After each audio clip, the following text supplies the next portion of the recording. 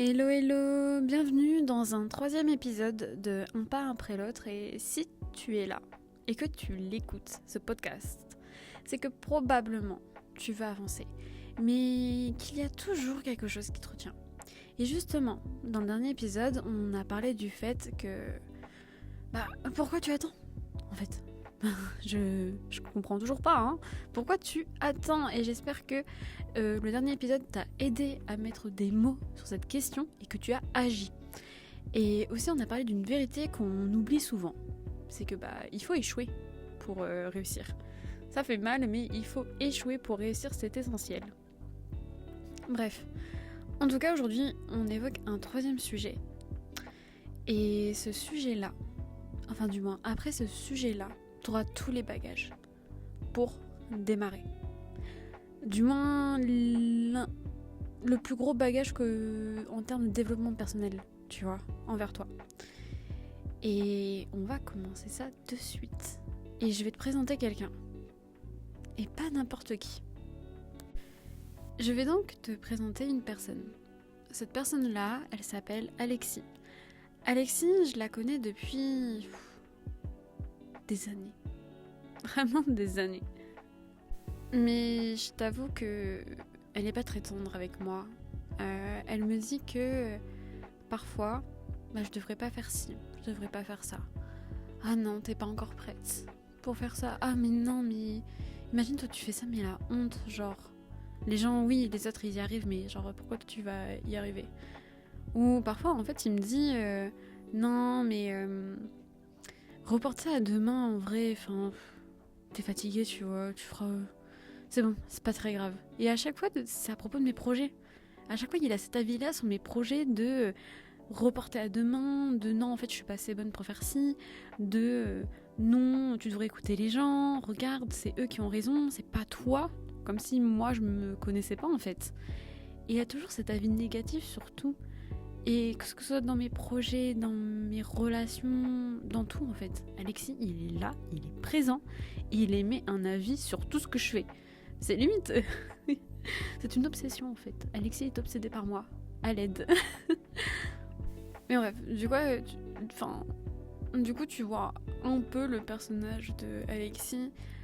C'est vraiment genre la personne qui va te dire non mais tu veux faire ça de ta vie? Genre tu mérites pas en fait. Tu veux être heureuse, mais tu mérites pas en fait. Et tout le monde aimerait dire mais t'es qui toi Alexis? Genre toi t'es qui tu vois pour dire ce genre de choses? Et roulement de tambour, Alexis, c'est la petite voix que j'ai dans ma tête et qui me le dit. Ça paraît un peu fou, mais en fait, c'est ce que je me dis à chaque fois que je veux faire quelque chose. À chaque fois que je veux, je sais pas, entamer une relation, je vais la tester au max pour voir si elle tient ou pas, et je vais me dire mais non Morgane. En plus vous savez le truc de relation de oui, c'est tous les mêmes, etc. Moi Alexis il est présent. Hein. Alexis me dit ils sont tous les mêmes. Tu verras que lui aussi il va faire ci. Tu verras que lui aussi il va faire ça. Non. Ah mais regarde il fait ça, du coup peut-être ça veut dire qu'il va faire ça, ça veut dire qu'il pense ça, ça veut dire que genre en fait il t'aime pas. S'il a fait... Ouais wow relax. Lâche du zeste. Pareil dans les projets, il sera là maintenant mais tu veux être heureuse. Rigole ma belle, rigole. Donc voilà, c'est ce que je me dis. Donc il y a eu un peu aussi ce truc de syndrome de l'imposteur. Mais en fait c'est vraiment une petite voix que j'entends perpétuellement. Genre, je veux faire quelque chose, je dis non toi je suis fatiguée. Qu'au final c'est quelque chose qui me fera du bien, mais je me l'interdis. Enfin, que des trucs comme ça et au final t'avances pas. Et j'ai beaucoup associé cette voix à moi. En me disant si c'est moi qui le pense, c'est que c'est vrai, tu vois, parce que tu te connais mieux que tout le monde. Du coup, si tu penses que tu vas pas être heureuse en faisant ça, tu vas pas le faire, alors que c'est la chose qui te rend le plus heureuse. Pourquoi tu te gâches ça, tu vois, tu te gâches des opportunités, des choses juste par peur, juste pas parce que en fait tu t'auto-sabotes. Voilà le sujet, tu t'auto-sabotes ma belle. Et vraiment je suis la championne. Hein. Je m'auto-sabote, mais donnez-moi une médaille quoi, vraiment. Du coup, maintenant, je suppose que personne n'aime Alexis. C'est complètement compréhensible. Mais en fait, c'était dur de dissocier cette petite voix-là à toi, parce que si tu penses par toi, c'est que forcément t'as raison, entre guillemets, parce que personne te connaît mieux que toi, tu vois.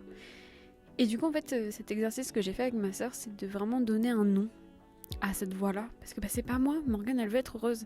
Et elle est heureuse en faisant ses projets, en faisant ceci, cela. Et quand t'écoutes cette voix-là, elle t'empêche de faire ça. Parce que justement, ça te rend heureux. Enfin, de fuck, genre. C'est vraiment trop bizarre. Mais bref, et du coup, en fait, grâce à un exercice avec ma sœur, j'ai pu mettre un nom, un prénom. Elle m'a demandé de choisir un prénom que je déteste. Désolée pour tous les Alexis au monde, mais j'ai rien contre vous, je veux dire. Mais en fait, j'aime pas Alexis Chen. Du coup, j'ai mis ça, Alexis, tout simplement. Mais en vrai, de poser un prénom sur cette sur cette voix, ça m'a vraiment aidé à identifier que y a moi et il y a lui. Et quand lui il parle, je suis en mode mais tais-toi en fait. Genre va là-bas, tais-toi. Fais pas à me gâcher comme ça là mes pensées et tout qui sont toutes positives, toutes encourageantes, toutes motivantes. Et toi t'es là, tu ramènes ta bouche là. Vas-y, tais-toi en fait. Et du coup, ça m'aide. À chaque fois qu'il vient, j'ai tais-toi, dégage. Merci. Et du coup, ça fait du bien. Mais je vous avoue, j'ai déjà eu des petits coups de mou quand je suis rentrée d'Île Maurice là. Alexis était back en force. Oh, franchement, il était là en force et c'était dur de le dégager. J'avais une sorte de problème d'énergie. Enfin, vraiment, j'étais pas. À chaque fois, c'est ça quand je rentre de voyage. Parce que je sais que mon environnement ne me plaît pas et que je ne suis pas bien dans mon environnement. Bon, il me reste encore un an. J'essaie de bosser pour. Mais c'est dur. Et Alexis, il prend de la place. Alexis, il me paye un loyer, là, je vous le dis. Hein. Dinguerie. Oh, il est installé. Mais, quand il parle, Alexis, dégage. Et si vous avez tous un Alexis en vous, dites-le de dégager quand il parle et qu'il ferme sa bouche, en fait. C'est pas nous, c'est lui, le problème. Et c'est ses pensées à lui, c'est pas les nôtres. Il faut vraiment dissocier cet auto-sabotage. Du coup, pour associer cet auto-sabotage et au projet, parce que je vous ai parlé de relations, mais dans mes projets, j'avais comme projet en 2022 d'ouvrir une sorte de micro-agence avec moi-même, bien sûr, de community manager. Je lance mon truc sur Insta, j'ai peu d'abonnés, j'ai 120 abonnés, mais je poste régulièrement, je fais des beaux visuels, nanana. En 2 semaines, j'ai réussi à faire 2 devis, dont un call, genre. Et en moins de 2 semaines, il y a la grosse agence Born to BCM qui m'avait remarqué déjà sur Insta. Je suis en mode un petit compte comme ça à 120 abonnés qui follow pas truc de com, etc. Ils m'ont remarqué. C'est que mes publications, je veux dire, fonctionnent. Et j'ai arrêté. Vraiment là, j'en rigole. Mais en moins de 2 semaines, j'ai eu quand même 2 devis, dont un call. Et la grosse agence, elle m'a remarqué et moi j'ai arrêté. On dirait que j'ai pris peur. Au sens où je m'autorisais pas à être heureuse dans quelque chose que j'aime faire. Peut-être parce que j'ai vu autour de moi des gens qui font des choses qu'ils n'aiment pas. En mode, c'est normal. Pour vivre, il faut faire des choses que tu n'aimes pas. Et c'est devenu tellement une norme que je me dis, mais je suis complètement bizarre, moi, de faire quelque chose que j'aime et être heureuse dans un travail. En fait, c'est surtout ça. Parce que le mot travail, il y a tellement une mauvaise connotation. Tu vas demander à quelqu'un s'il est heureux dans son travail, 90% des gens vont dire non. Je le fais parce que, nécessité, tu vois. En mode, je me contente du salaire que j'ai et parce que il faut bien vivre en fait. Et j'ai toujours connu ça en fait. Et le truc c'est que je me dis pourquoi moi je m'autoriserais à être heureuse dans un travail que j'aime. Je suis complètement zinzin moi. Et du coup j'ai ruiné ma chance. Mais bon. Est-ce que je regrette ? J'ai pas envie de vivre avec des regrets, mais je vous avoue que je regrette un peu parce que peut-être que aujourd'hui j'aurais pas lancé mon master, un master que du coup j'aime pas avec une entreprise que j'aime pas, sorry, mais moi c'est dit. Mais peut-être que j'aurais pas découvert certaines choses. Par exemple là j'ai un autre projet à côté, peut-être j'aurais pas lancé de podcast. Peut-être qu'au final cette passion du voyage, surtout voyage solo, je voulais pas le retranscrire à d'autres personnes, tu vois. Donc des regrets j'en ai pas tellement parce que ça m'a ouvert tellement d'autres portes où je pense que je suis un peu plus épanouie. Mais même si je suis pas encore à bout des choses et que j'ai l'impression d'être qu'au début, alors que moi je suis impatiente et je veux être déjà à la fin, c'est-à-dire le succès, Mais bon, comme on dit, hein, on devient pas Bill Gates du jour au lendemain. Bill Gates, il a mis 7 ans pour devenir Bill Gates, genre. Donc bon, c'est pas moi en un mois, je vais réussir. Bon, j'aimerais bien en 2 mois, à la rigueur, pas 7 ans. Mais bon. En tout cas, voilà. Je vous ai donné vraiment 2 exemples d'auto-sabotage, mais il faut vraiment passer outre, quoi. Et si t'as du mal à t'identifier dans les exemples personnels que j'ai donnés, je pourrais te dire que l'auto-sabotage, c'est un peu genre tu veux te lancer dans un projet, mais au final tu procrastines. Ou tu veux croire en toi, mais tu te répètes sans cesse que non, t'es pas assez bon. Ou tu veux tout simplement être heureux, mais tu choisis toujours des situations qui te font souffrir. Hashtag les gens qui sont abonnés aux relations toxiques. Voilà, je mets ça là comme ça. Alors, autre sujet. Mais en fait, l'auto-sabotage aussi, ça se traduit par le fait, tu sais, d'avoir peur du changement. Quand en fait, cette envie de réussir, en fait, c'est ta peur qui prend complètement le dessus. Après, en soi, réussir, ça fait peur à tout le monde. Quand tu vois les acteurs là, une fois qu'ils étaient en mode waouh, la gloire, ça fait peur, tu vois. En fait, ça fait peur à tout le monde, c'est normal. Tu peux être mis sur le spotlight très vite. Mais c'est pas que ça, tu vois. C'est aussi réussir, ça veut dire sortir de sa zone de confort. Ça veut dire quitter ce qu'on connaît, tu vois, et affronter le regard des autres. Et aussi, c'est de se prouver à soi-même qu'on mérite mieux. Et ça, c'est dur, en vrai de vrai. Là, je rigolais là, sur les relations toxiques. Mais on sait tous à quel point c'est super dur de sortir d'une relation toxique. C'est dur de se dire, moi là, je mérite mieux en fait. Je mérite mieux que cette situation, je mérite mieux que de cette personne. Les relations toxiques, pourquoi c'est dur de s'en sortir ? Parce que c'est par habitude. Alors t'imagines, je te dis demain tu changes ton quotidien de A à Z, tu vas me dire mais t'es folle toi, c'est super dur. Parce que t'es habitué. Et le changement en fait ça fait peur. Donc voilà. Mais en soi, parce que oui, aussi c'est plus facile de rester dans l'échec qu'on connaît que d'aller vers la réussite qu'on maîtrise pas encore, tu vois. Je te reprends encore un exemple parce que je trouve que c'est vachement marquant, les relations toxiques, ça fait super peur de s'en sortir. De dire quoi, oh mon Dieu, je quitte une personne avec qui j'ai eu une habitude depuis des années ou quelques mois, mais j'ai ressenti quelque chose pour ne plus rien ressentir et être face à moi-même. Mon Dieu, alerte, mon Dieu. Mais au final, on sait tous que une fois que t'es sorti de cette relation, tu vas 3 fois mieux et c'est le temps que ça passe et hop, tu vis ta meilleure vie en fait au final. Et cette relation toxique, au lieu de la vivre avec une autre personne, tu la vis avec toi-même. Tu préfères rester dans ta zone de confort par habitude et ne jamais aller vers de l'avant ou de la quitter. Littéralement, t'as une relation toxique avec toi-même. Tout simplement. Mais bon, il y a bien des astuces quand même, des choses pour s'en sortir.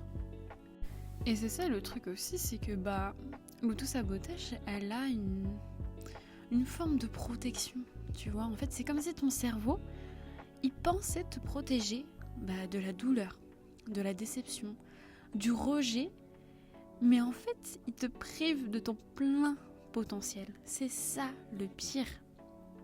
Et comme je te disais, je te donnais quelques exemples. Mais en fait, l'auto-sabotage, il se traduit dans tes comportements. Dans la manière dont tu vas penser, dans la manière de faire. Donc, t'as la procrastination. Ah, je le ferai demain. Pareil, quand j'avais pris premier exemple, là, dans le 2e épisode, sur la salle.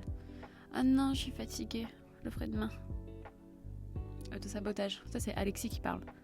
Non, ma belle, tu vas le faire maintenant. T'as dit que c'était aujourd'hui, c'est aujourd'hui, la discipline. C'est ça en fait qui résout tout. T'as la suranalyse. J'attends le bon moment. Ah non, regarde, attends, les astres, les planètes, mon caillou, ils ne sont pas alignés.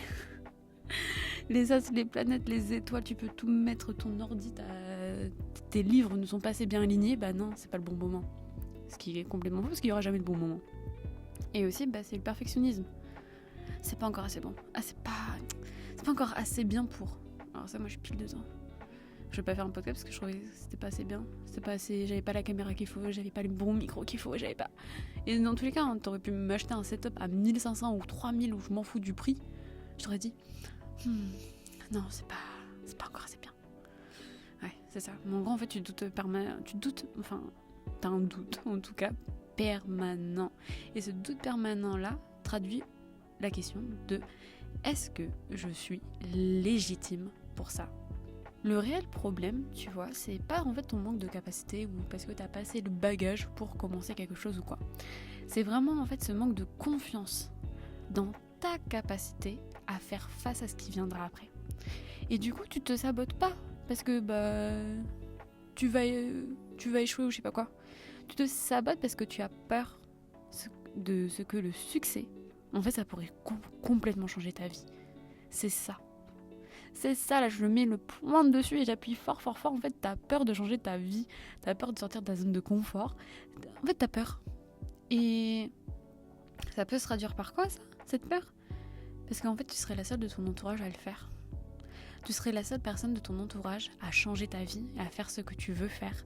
Tu serais la seule personne de ton entourage à un peu casser le système, tu vois. De sortir de ta routine. Et ça fait peur. Mais traduis cette peur-là en une force. Et quand je disais que je ne savais pas d'où venait cet auto-sabotage, en fait, peut-être toi, t'as la réponse. Parce que parfois, ça peut venir de loin. C'est des choses de ce qu'on nous a dit. Des choses qu'on a vécues. Et par exemple, je reprends en fait mes exemples, ils ont l'air trop bêtes.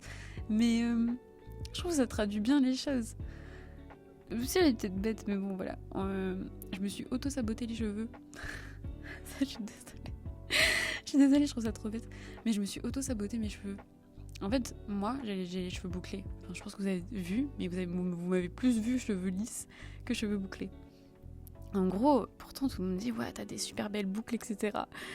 Et je me suis auto-saboté les cheveux parce que maintenant, j'essaie de les avoir bouclés, des beaux cheveux bouclés et tout, parce que c'est trop beau, nan.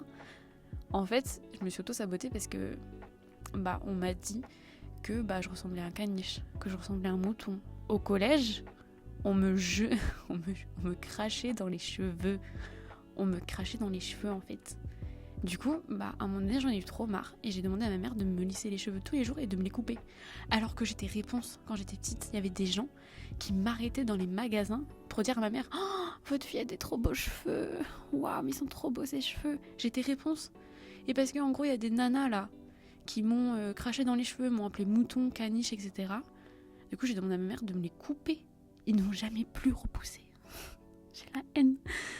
Ils ne m'ont plus jamais repoussé et de me les lisser. Bon, là, à 25 ans, j'arrive à un peu à les ressolliciter, on va dire. Mais, tu vois, je me suis auto-saboté les cheveux parce que j'ai cru à ce qu'on m'a dit. Au final, j'avais des très beaux cheveux. Voilà, quand j'étais petite, j'avais vraiment de très très beaux cheveux. Ils étaient super bouclés. Mais bon, en tout cas, voilà, encore un troisième exemple. Donc voilà, quand je vous disais que l'auto-sabotage, ça peut venir de loin. Hein. Auto-sabotage de cheveux, hein, quand je vous dis que je m'auto-sabote dans tous les aspects de ma life. Mais ça, c'était avant, parce que Alexis, dégage en fait. Tu prends la pote et tu te casses. Bref. En tout cas, donc oui, ça peut être de ce qu'on nous a dit, de ce qu'on a vécu, et aussi parce qu'on a souvent, enfin peut-être que tu as, on t'a souvent fait sentir que tu devais être parfait pour être aimé, ou qu'on t'avait appris que échouer c'était honteux, qu'on t'a répété que tu n'étais pas fait pour ça, tu vois. Donc voilà, en fait, c'est vraiment une sorte de truc que ton cerveau, en fait, te rejoue toujours les vieilles phrases. Et du coup, tu les entends. Et tu les entends peut-être pas clairement, mais tu vois, elles sont là, tu vois. Franchement, c'est comme un petit diablotin et te chote des trucs en mode « Ah, non mais, si t'étais pas à la hauteur, non mais tu verras, peut-être que les autres, ils vont te juger si tu fais ça. Hein. » Et du coup, toi, tu recules. Parce que toi, tu veux pas. Qui veut qu'on les juge et tout, tu vois. Personne. Du coup, tu continues à te raconter des vieilles histoires que, franchement, ça ne vaut même plus la peine. Donc voilà, et tu vas me dire, mais Morgane, Mimo, Comment on arrête de se saboter ? Très bonne question. Premièrement, tu vas en prendre confiance déjà. Tu vas te demander à chaque fois que tu repousses quelque chose, si c'est parce que c'est pas le bon moment ou si c'est juste par peur. Et après, la deuxième étape, c'est d'apprendre à t'autoriser. Tu as le droit de réussir. Tu as le droit d'être heureux. Tu as le droit d'avoir envie de plus te sentir coupable. Et après, la troisième étape, c'est d'avancer. Même un tout petit peu. Parce que l'action, c'est ce qui va briser le cycle du doute. Donc, chaque petite victoire, ça va prouver à ton cerveau qu'il y a strictement rien à craindre, qu'il se met pas en mode alerte, tu vois. Et en soi, c'est bien parce que, c'est bien pour ça que j'ai appelé mon podcast Un pas après l'autre. On y va, même si c'est pas parfait, même si c'est maladroit. Mais en tout cas, on y va. Donc voilà, il faut pas que tu prennes l'auto-sabotage comme une faiblesse. C'est plutôt une réaction humaine que tu as face au changement. Mais il faut surtout pas te la laisser diriger ta vie. Donc si tu veux, tu peux reprendre cet exercice de Alexis. Peut-être tu l'appelleras, Pierre-Paul Jacques, mais lui donner un petit prénom à cette voix-là, ça va te faire vraiment du bien.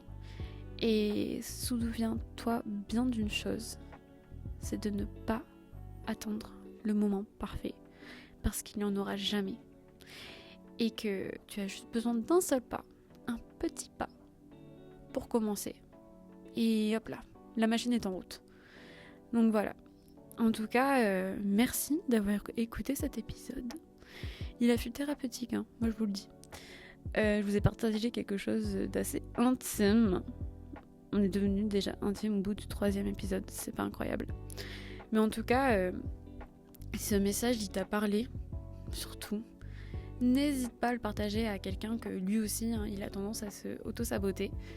Et si vous avez des recommandations, que ce soit des livres, des méthodes sur comment gérer cet auto-sabotage, n'hésitez pas à nous le partager en commentaire. Et ce sera avec un plaisir que moi, de même, je le partage avec vous. Et d'avoir vos retours sur ça, sur vos expériences. Mais voilà, ce fut un plaisir, ce 3e épisode. Vous voyez, on y va petit à petit là.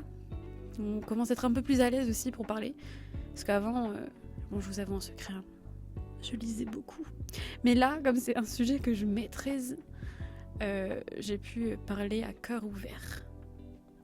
Voilà. Je pense que ça se ressent. Mais bon, je vous souhaite une très bonne semaine.